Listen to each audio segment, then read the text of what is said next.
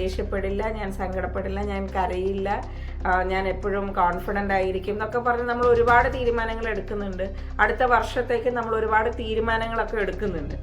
പക്ഷേ ഈ കൺട്രോൾ നമ്മൾക്ക് ചെയ്യാൻ പറ്റിയിട്ടില്ല എങ്കിൽ നമുക്ക് എന്തുറപ്പുണ്ടാവും നമുക്ക് അടുത്ത വർഷം നന്നാകുമെന്ന്? ഇപ്പൊ നിങ്ങൾ അനുഭവിക്കുന്ന ഈ ഇമോഷൻ ഒരു മനുഷ്യരൂപമായിരുന്നെങ്കിൽ അതെങ്ങനെയായിരിക്കും?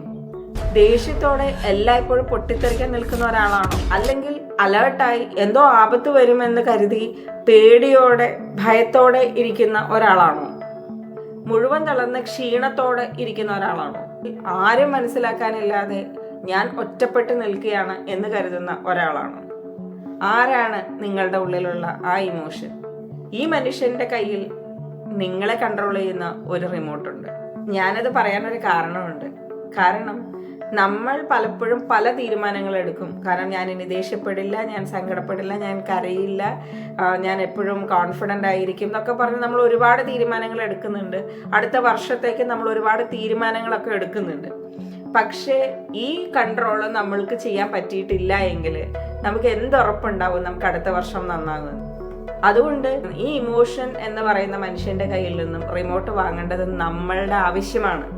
ആവശ്യമല്ല, അത്യാവശ്യമാണ്. നിങ്ങളുടെ കയ്യിൽ റിമോട്ട് ഇല്ലെന്ന് ഉറപ്പാണെങ്കിൽ താഴെ കമന്റ് ചെയ്യുക, എൻ്റെ കയ്യിൽ റിമോട്ടില്ല. പക്ഷേ എങ്ങനെയാണ് എൻ്റെ ഈ റിമോട്ട് എൻ്റെ കയ്യിൽ നിന്ന് പോയത്? അടുത്ത റീലിൽ ഞാൻ അത് വ്യക്തമായിട്ട് പറയും. അടുത്ത റീലിൽ കാണാം.